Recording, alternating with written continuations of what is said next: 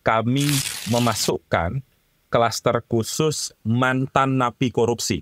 Bahkan kami bantu masyarakat untuk memberikan stempel di foto mereka bahwa mereka adalah mantan napi korupsi.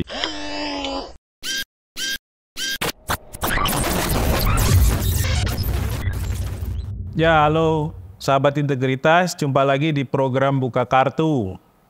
Rekamjejak.net ya, ini adalah satu aplikasi yang baru saja di-launching oleh ICW, lembaga yang concern terhadap upaya-upaya melakukan pengawasan terhadap korupsi, termasuk juga monitoring dalam penyelenggaraan pemilu, ya, sehingga lahir gagasan untuk menerbitkan aplikasi rekamjejak.net. Nah, untuk membahas soal ini kita akan ngobrol dengan Kurnia Ramadana ya, Kepala Divisi Korupsi Politik ICW. Kenapa dengan Kepala Divisi Korupsi Politik ICW? Ya karena rekamjejak.net ini adalah aplikasi yang diperuntukkan bagi pengawasan dalam penyelenggaraan pemilu. Untuk apa, bagaimana cara kerjanya, masyarakat bisa apa, nanti akan kita bahas bersama dengan Kurnia. Tapi sebelum itu, jangan lupa subscribe channel ini, like, berikan komen, dan jika sahabat integritas ingin mendapatkan update terbaru dari apa yang kita diskusikan, jangan lupa tekan tombol lonceng. Kita akan mulai dengan Kurnia. Kur, apa kabar Kur? Kabar baik, Mas Adnan. Alhamdulillah. Sehat ya, teman-teman Kalibata juga sehat ya? Sehat, Mas. Kur, ini kan masuk fase kampanye ya. Para capres sudah mulai kampanye hari ini dan ICW hari Minggu lalu juga sudah meluncing satu aplikasi namanya rekamjejak.net ya. Nah, ini bisa diceritakan nggak Kur? Ini gunanya apa Kur buat para pemilih atau calon pemilih? Iya, terima kasih Mas Adnan. Selama ini kan kalau kita bicara tentang penyelenggaraan pemilu, maka kalau dalam konteks aktor-aktornya ada peserta pemilu, ada para pemilih. Jumlahnya sangat banyak. Kalau dalam hitungan KPU, dalam gelaran pemilu Februari 2024, untuk klaster caleg DPR RI jumlahnya mencapai 10.000. Dan dalam fase kampanye, bahkan sebelum masa kampanye itu berjalan, masyarakat sudah melihat banyak baliho, masyarakat sudah banyak melihat spanduk dan posting-postingan mereka di media sosial. Praktis pengetahuan masyarakat terbatas di sana. Padahal kalau nanti mereka terpilih sebagai wakil rakyat, mereka mengemban fungsi yang sangat besar, baik pengawasan, legislasi, maupun penganggaran. Oleh sebab itu, menjadi penting bagi masyarakat mengetahui bagaimana sebenarnya rekam jejak para calon anggota legislatif. Sebab negara hari ini dalam konteks Komisi Pemilihan Umum tidak mampu untuk menyajikan data yang utuh berkaitan dengan daftar riwayat hidup mereka. Indonesia Corruption Watch mencoba masuk pada fase itu, Mas Adnan, dengan menyediakan kanal website rekamjejak.net. Apakah ini website yang baru? Tidak, karena jauh sebelum tahun 2023, rekamjejak.net ini sudah eksis sejak tahun 2015. Bahkan tahun-tahun sebelumnya dengan penamaan yang berbeda, ICW juga konsisten menyajikan caleg-caleg bermasalah dalam konteks gerakan pemberantasan korupsi atau hak asasi manusia, demokrasi, dan lain sebagainya, agar masyarakat tidak salah pilih. Karena berdasarkan data KPK saat ini, Mas Adnan, dari tahun 2004 sampai 2023, dominasi pelaku korupsi itu berasal dari klaster politik, mencapai 40%, baik anggota legislatif maupun kepala daerah, yang mana mereka adalah produk dari pemilihan umum. Oleh sebab itu, agar tidak terulang praktik serupa, penting masyarakat melihat lebih lanjut bagaimana rekam jejak mereka, bukan sekedar daftar riwayat hidup, tapi kita harus melihat bagaimana sikap-sikap mereka terkait dengan isu-isu strategis yang berkaitan dengan kemaslahatan masyarakat, khususnya dalam konteks pemberantasan korupsi. Gitu, Mas Adnan. Kur, ini kan tadi dirimu nyebut KPU itu sebagai lembaga negara, sebagai penyelenggara pemilu yang mestinya menyediakan rekam jejak ya, informasi rekam jejak itu kan kemarin sempat ada perdebatan ya, karena mereka enggan mengungkap ya, dan harus ada konsen dari para calon. Nah, apakah ini artinya rekamjejak.net memberikan akses yang lebih terbuka kepada masyarakat akibat atau karena KPU memutuskan untuk tidak membuka daftar riwayat hidup mereka? Apakah ini artinya rekam jejak sebagai aplikasi menyediakan semua informasi mengenai para caleg yang tadi jumlahnya berapa? 10.000 ya kalau untuk caleg nasional. Dan ini artinya apakah juga isinya hanya caleg, Kur? Kalau calon misalnya presiden atau nanti calon kepala daerah, apakah juga masuk di sana? Ada dua hal, Mas Adnan, sebelum masuk pada fitur-fitur apa saja yang ada di dalam rekam jejak. Yang pertama, memang kalau kita lihat dalam website KPU, khususnya dalam hal daftar calon tetap, di sana KPU menyediakan seluruh caleg baik DPRD maupun DPR RI, dan ada kolom terkait dengan akses profil mereka. Namun sayangnya ketika kita klik kolom tersebut, tidak semua caleg atau partai politik bersedia untuk memberikan akses informasi daftar riwayat hidup agar dilihat oleh masyarakat.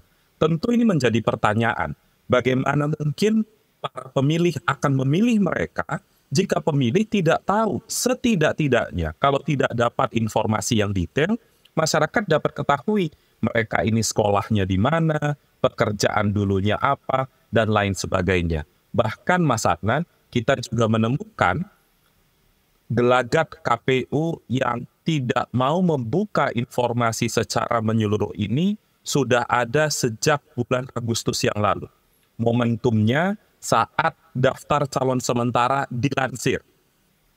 Kalau kita merujuk pada KPU 5 tahun yang lalu, maka KPU saat itu mengumumkan satu informasi penting yang harus diketahui oleh masyarakat, yaitu para calon anggota legislatif yang dulunya berstatus hukum sebagai mantan terpidana korupsi.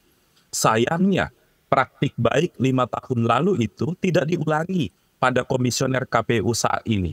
Oleh sebab itu, kemarin masyarakat sipil termasuk ICW membeberkan ada 56 mantan terpidana korupsi yang tidak atau tetap diberikan akses untuk maju sebagai calon anggota legislatif. Dua hal itu yang juga menjadi pemantik ICW menginisiasi rekam jejak.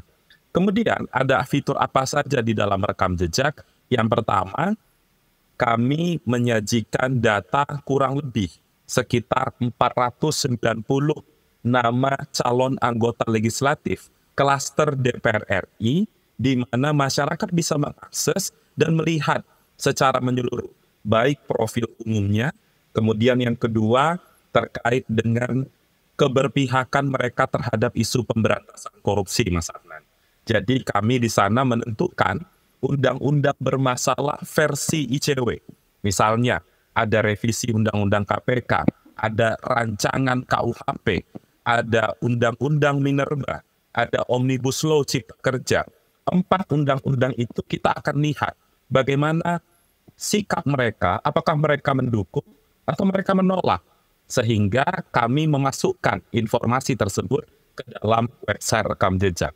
Selain dari itu, ketika mereka adalah pejabat publik atau asal hukumnya mereka adalah penyelenggara negara, maka dari kepatuhan LHKPK atau laporan harta kekayaan penyelenggara negara, apakah mereka pejabat publik yang patuh atau tidak, kami akan datanya di sana, tidak patuh maka kita akan kan label tidak patuh tersebut.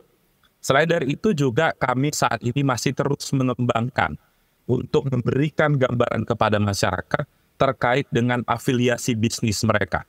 Mereka punya bisnis apa, di bidang apa, sehingga masyarakat bisa mengetahui kelak nanti kalau mereka terpilih. Karena selama ini Mas Adnan yang informasi tertutup itu, masyarakat tidak pernah tahu ketika caleg ini terpilih, bagaimana mekanisme mereka dimasukkan ke dalam komisi tertentu.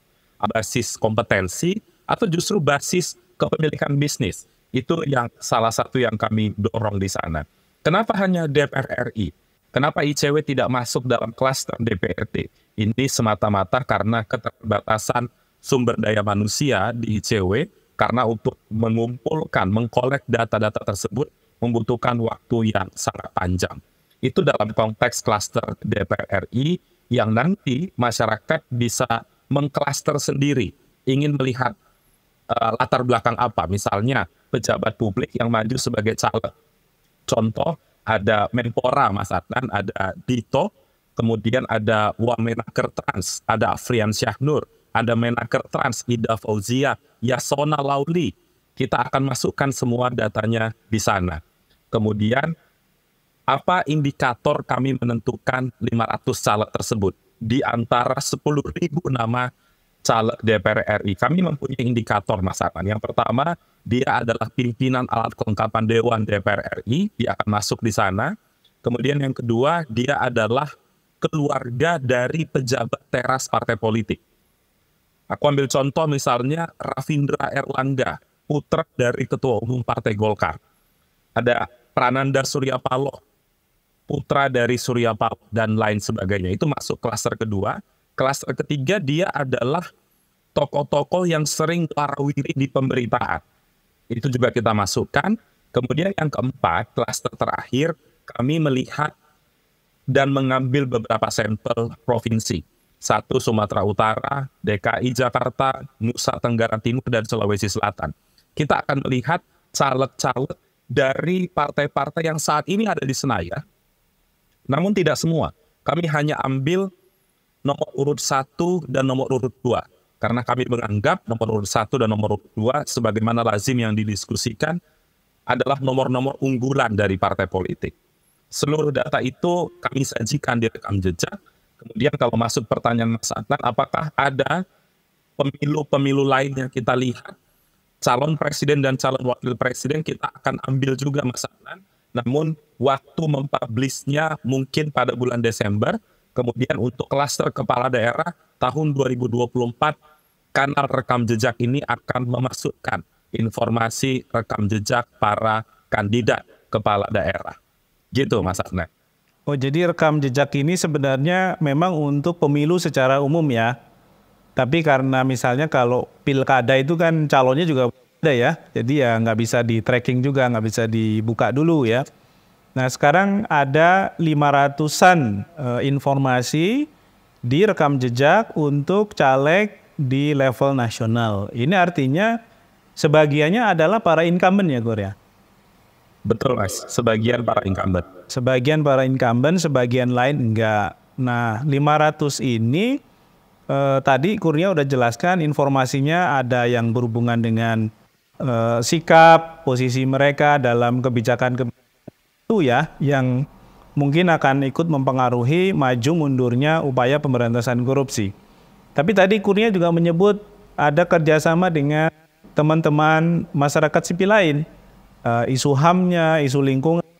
Nah ini apakah berarti sebenarnya dalam usaha mengkolek informasinya ada koalisi dengan teman-teman masyarakat sipil lain, dan apa misalnya tugas mereka juga? Iya, asisten satu tadi terlewat informasinya. Di dalam website rekamjejak.net ini, masyarakat atau pengunjung website bisa mengakses kanal perancang undang-undang bermasalah. Di sana ketika kolom itu diklik, maka akan tersaji 4 undang-undang bermasalah. Kami juga menyajikan atau menyarikan apa poin penting di dalam regulasi bermasalah tersebut. Dan yang terpenting adalah ketika pengunjung masuk ke website tersebut, maka para pengunjung bisa melihat siapa sebenarnya aktor di balik undang-undang bermasalah ini. Ada dalam level panitia kerja atau panja, misalnya panja Undang-Undang Minerba, panja Undang-Undang Cipta Kerja, panja RKUHP, atau mungkin inisiator revisi Undang-Undang KPK. Karena selama ini diskursus yang ada di publik itu baru terbatas substansi regulasi bermasalah. Tapi sepertinya masyarakat belum tahu siapa orang-orang di balik itu. Maka dari itu kami menyajikan data tersebut dan langsung terhubung ke profil mereka jika profil mereka ada di dalam rekam jejak. Kemudian Mas Adnan menjawab pertanyaan Mas Adnan tadi, benar ICW tidak sendiri mengerjakan ini, ada beberapa organisasi masyarakat sipil. Misalnya yang pertama, kami bekerja sama dengan Greenpeace dalam konteks mendeteksi dan mengumpulkan kepemilikan perusahaan para caleg-caleg ini.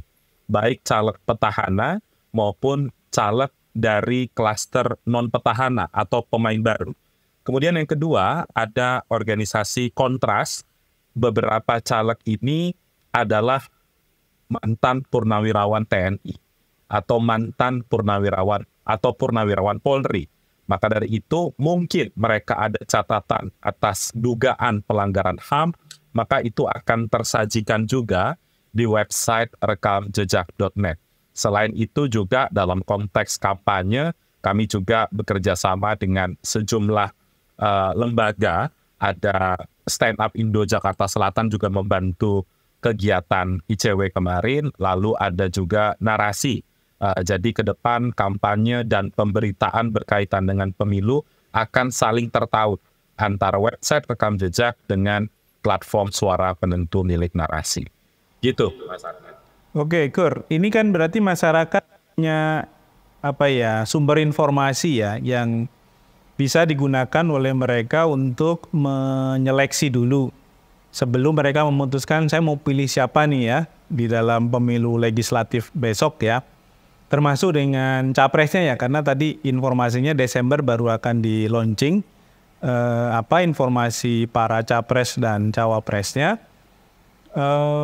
Ini adalah harapan yang diberikan oleh ICW. Nah, selain itu kira-kira Kur, masyarakat bisa apa? Apakah mereka juga misalnya bisa memberikan umpan balik informasi yang nanti bisa ditempatkan juga di rekam jejak misalnya?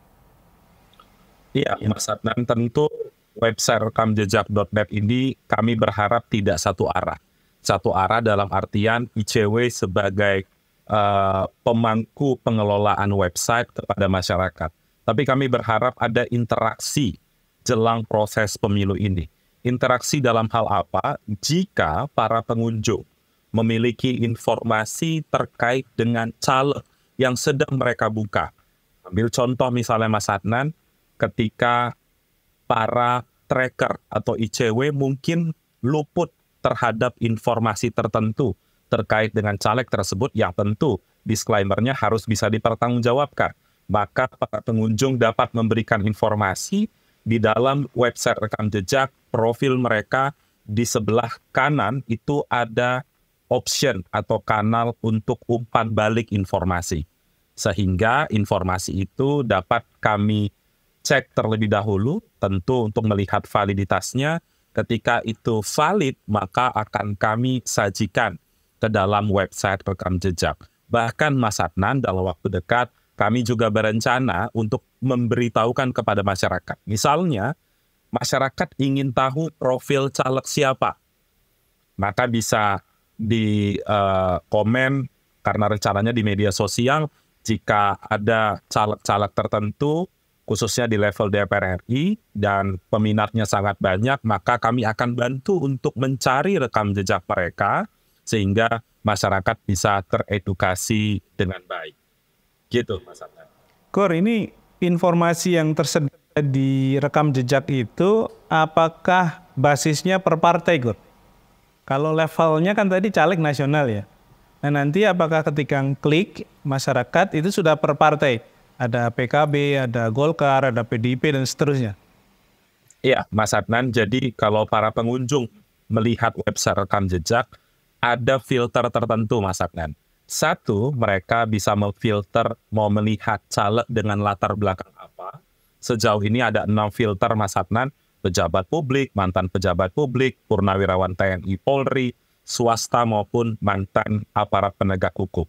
Dan di klaster ke-6, kami memasukkan klaster khusus mantan napi korupsi.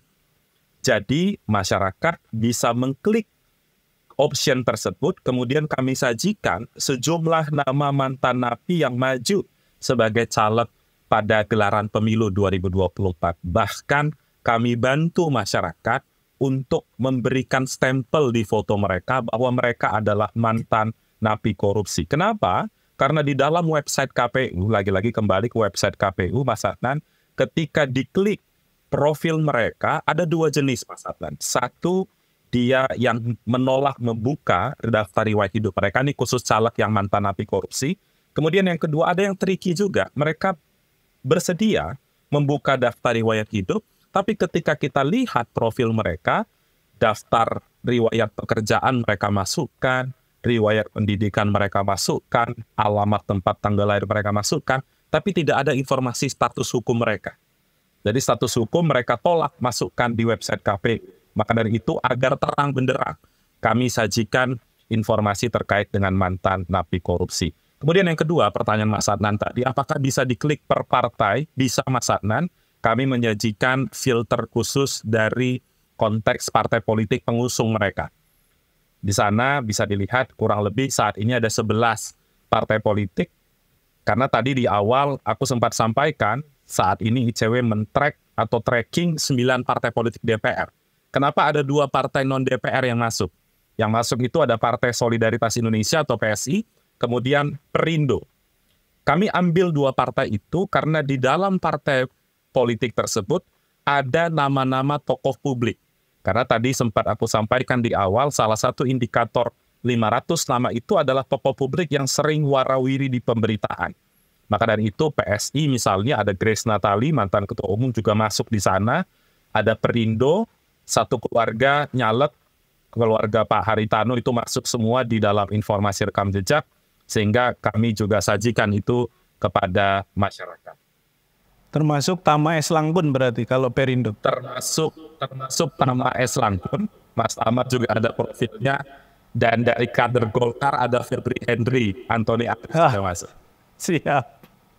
Kur, tadi kan menarik ya, para caleg yang napi koruptor atau mantan napi korupsi, itu kan sebenarnya wajib mendeklar bahwa mereka itu adalah mantan napi korupsi.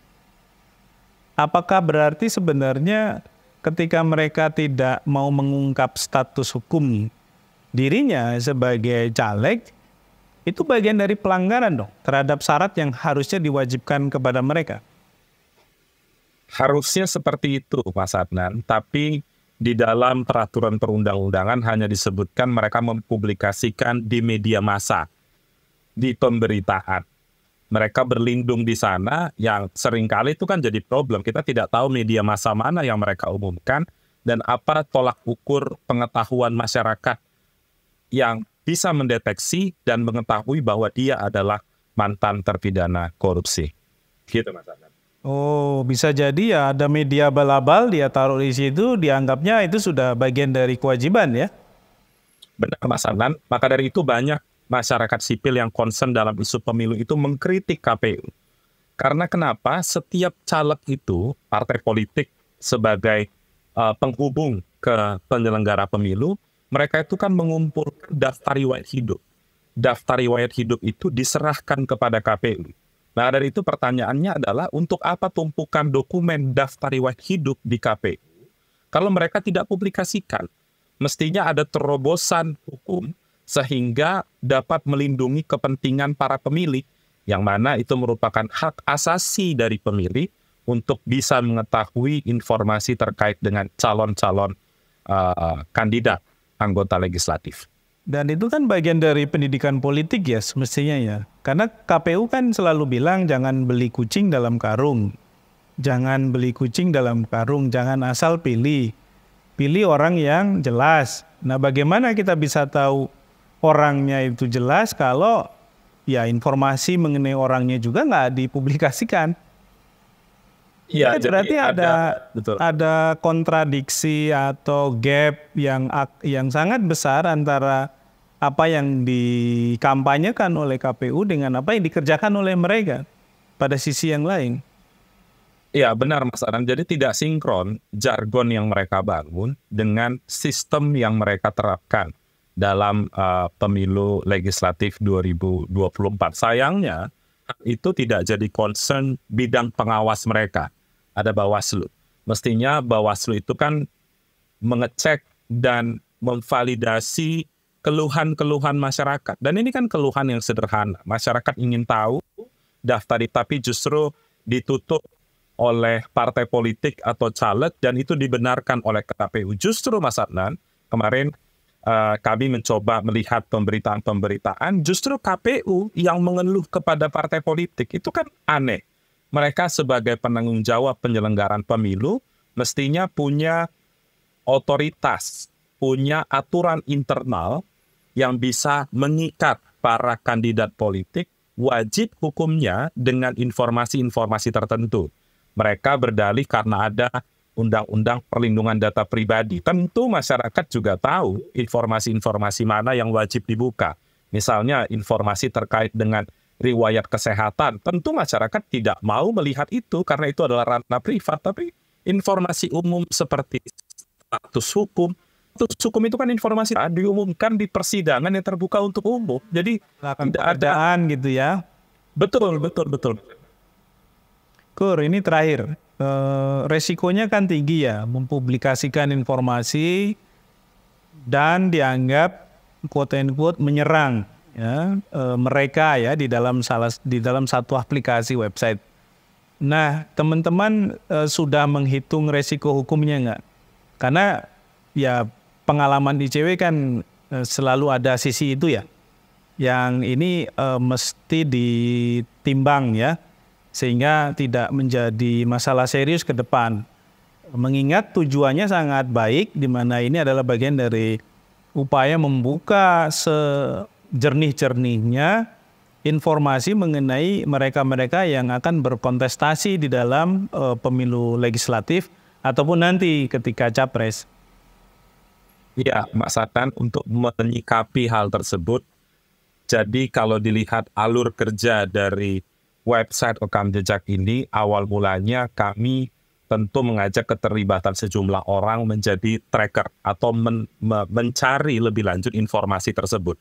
Ketika informasi itu sudah tersajikan, sudah selesai, maka kami juga menunjuk orang-orang tertentu untuk menjadi reviewer terhadap substansi temuan yang sudah mereka dapatkan.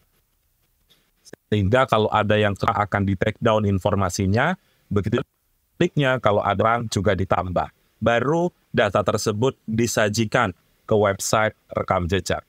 Mas Adnan, di website rekam jejak kali ini sebenarnya kita tidak mengarahkan para pengunjung harus memilih A atau tidak memilih A.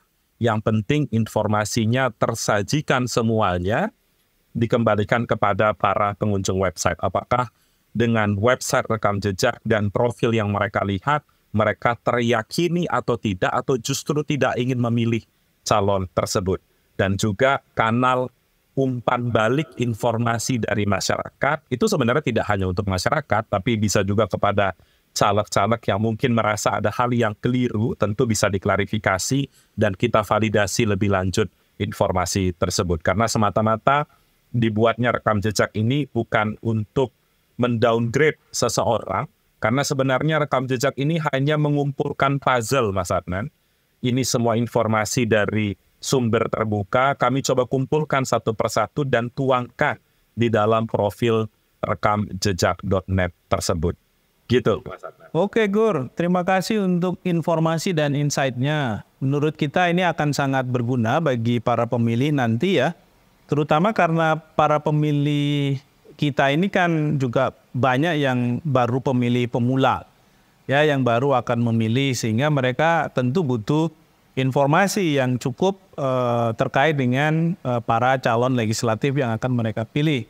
Jadi para sahabat integritas, jangan lupa kunjungi rekam jejak Net. Di sana kalian bisa melihat, membaca kira-kira apa yang dicari ya, pengen diketahui mengenai latar belakang calon itu. Dan jika perlu sebarluaskan, karena ini adalah sumber yang juga positif ya bagi kita untuk melakukan pendidikan politik kepada warga, kepada pemilih, sehingga ada gium memilih kucing dalam karung itu kita bisa hindari. Dan silahkan saja bagi yang memiliki informasi mengenai caleg-caleg yang spanduknya, fotonya ya tersebar di berbagai tempat itu bisa dipublikasikan juga di rekam jejak. Meskipun seperti yang disampaikan Kurnia tadi, ada proses verifikasi, ada proses validasi. Ya, jadi silakan saja berikan input mengenai informasi calon legislatif kepada ICW ya, melalui rekamjejak.net, sehingga informasi itu bisa menjadi bertambah, ya, berkembang dan bisa memenuhi ekspektasi masyarakat supaya menjadi pemilih yang cerdas. Demikian program Buka Kartu, kita ketemu lagi di lain waktu, sampai jumpa.